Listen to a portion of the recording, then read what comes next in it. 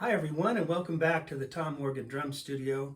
Today we're in the Sequential Approach to Fundamental Snare Drum. And as always, let me remind you that you can get a copy of this book on the website for C. Allen Publications, callenpublications.com. Hopefully you could find it at your local drum shop or music store, or you can get it off of Amazon as well, or Steve Weiss.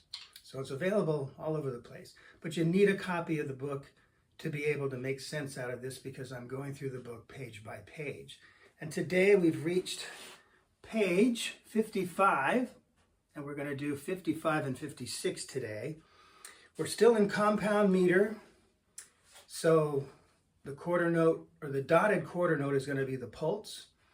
And we've done the first two exercises on 54, and now we're going to jump into 9/8 time and 12/8 time. This gets a little trickier because you're still reading the same rhythms you were in the previous exercises, but there's going to be 3 of those rhythms in every measure of 9/8 and 4 of them in every measure of 12/8. So your eye has to learn how to pick out the groupings of the 3 eighth note groupings.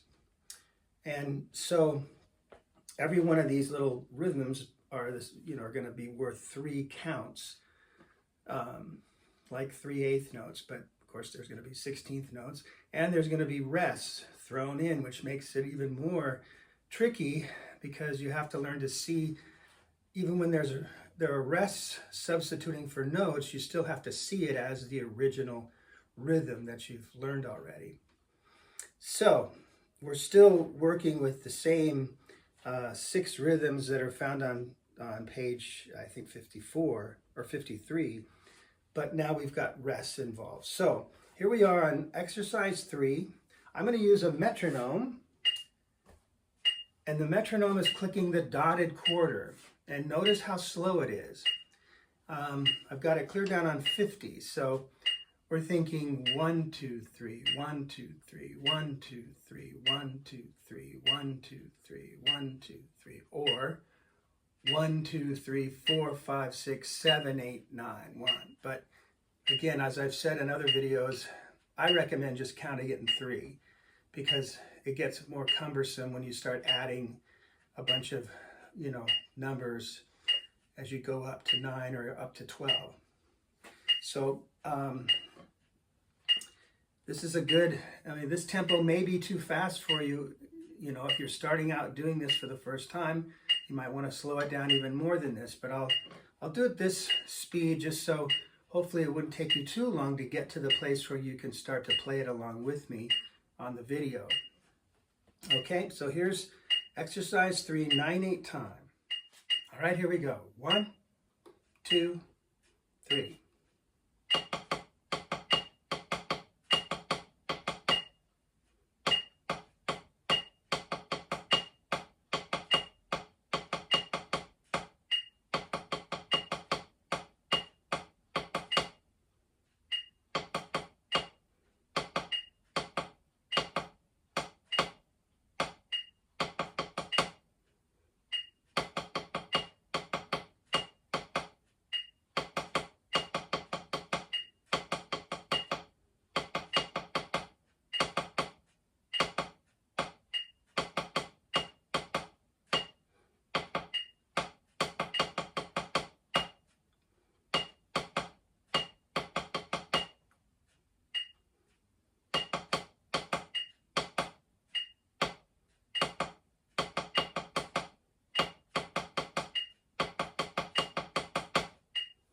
All right, some tricky things in there. The rests can be kind of tricky.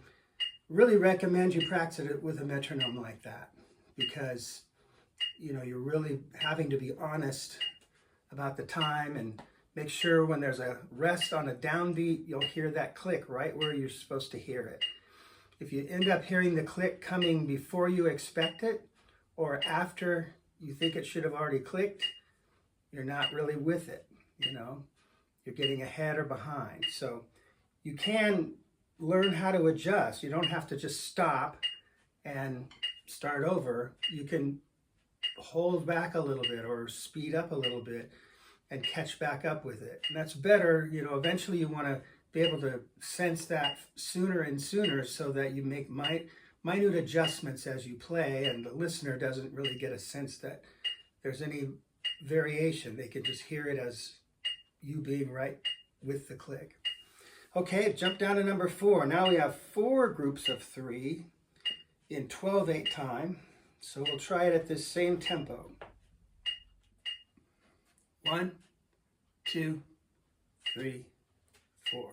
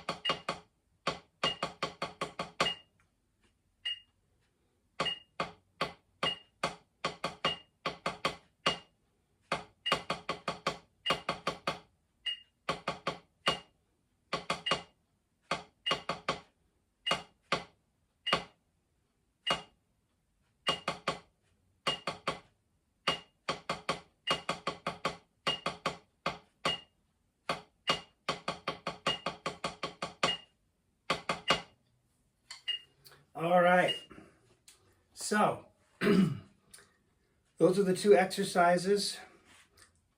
As I was reading it, it made me remember that a lot of times when I'm reading, I'm not just looking at the notes in order as they appear in the measure, but I'm noticing the end of the measure and kind of looking backward.